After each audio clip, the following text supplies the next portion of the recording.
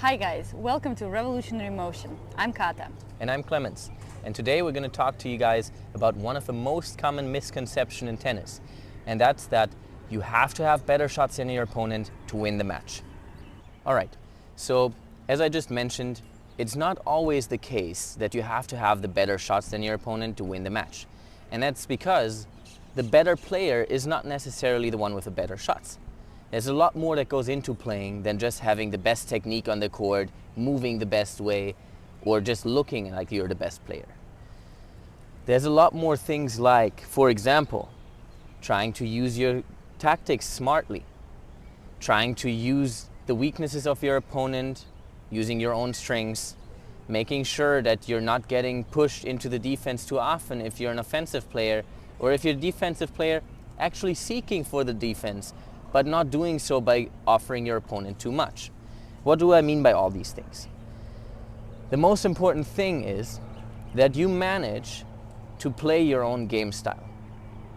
Now, me for example, I don't seem to have the best forehand in the world, I don't seem to have the best backhand in the world, but I can play against players that seem to be a way higher level than me simply because I make it difficult for them to play against me. How do I do that? I use a lot of slices, so I keep the ball below the net, which means that my opponent has way more difficulties trying to attack the ball. And even if they try, it's very difficult to hit it so hard that I'm under immense pressure on the other side, unless they're risking a lot, because the ball is so low. They would have to add a lot of spin. Now they can play a pretty offensive ball, but not good enough to put me under so much pressure that I'm losing the point consistently. Some players can, but they have to be a very high level player. Another thing is you can always use higher balls with topspin in between.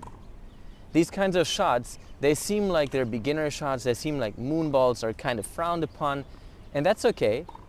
However, it's part of a tennis game and it's part of the tactics. And even players like Djokovic or Nadal use them from time to time when they're in the defense.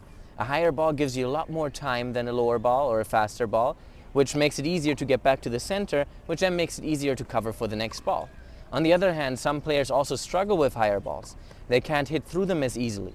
So they don't like it when the opponent plays a higher ball with topspin because their positioning is required to be a lot better than if a ball is just a normal, standard, down the center, topspin ball that doesn't go too high over the net. So in other words, you do not want to use the most ordinary balls out there to win a match if you see that your opponent has better shots than you. Sometimes it's good to change from a slice to a high topspin ball. Sometimes it's good to change the angles of your shots or to change the depth of your shots. Some people don't like it if you play short balls with slice that are low because they don't feel comfortable attacking those, so they're getting a little tighter and they start missing these kinds of shots. Even though it's on paper a pretty simple and straightforward ball, they just don't know what to do with them. Then there's other opponents that just struggle if you give them a high topspin ball, as I just mentioned. Some people struggle if you give them a lot of angles and you make them move. It doesn't mean that they're a bad player. It just means that you found out that one little piece in their game that they really struggle with, and you use it for your own advantage to pull out mistakes from your opponent or give yourself opportunities to attack with a shot that's maybe of lower quality than what your opponent would do in that moment, but is still good enough to win the point.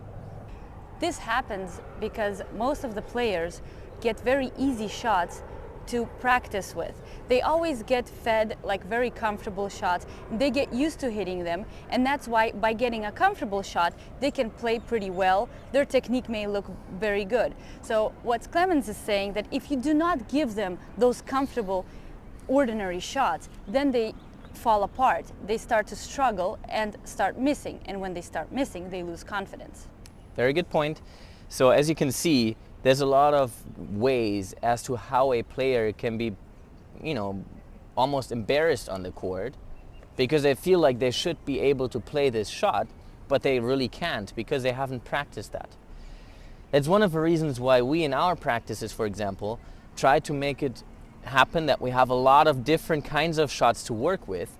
So we improvise every single time. Obviously, we're trying to get as close as possible to the perfect technique that we're aiming for, but we're also trying to work around what my opponent just gave me. And that's really what it's all about.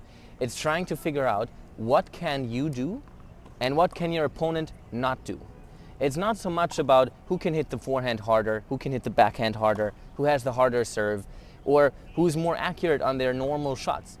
Because a match does not consist of normal shots in most of the cases. So in most of the cases, you have players that are just trying to do the same thing as what I just described in a match. They're trying to improvise. But because they don't practice that, they're not very good at improvising.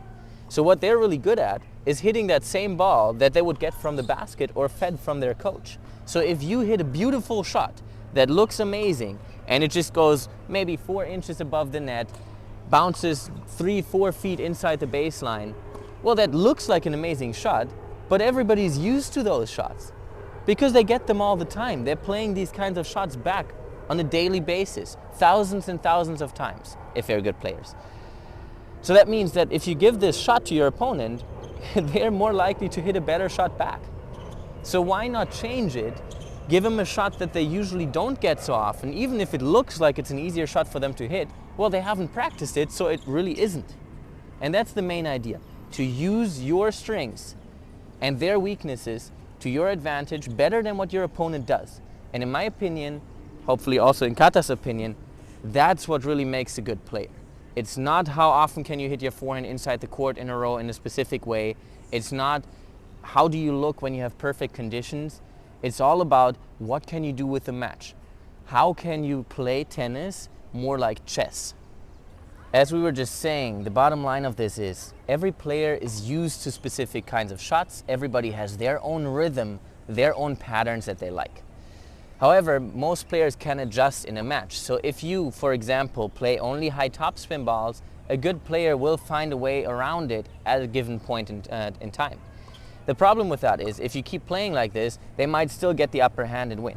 So you want to make sure that you're variable in the court and you change up your rhythm and your game style and your patterns as often as you can, hopefully within your limits and your level. If you do that, no player will have an easy time playing against you, and no player will find out how to beat you in an easy way.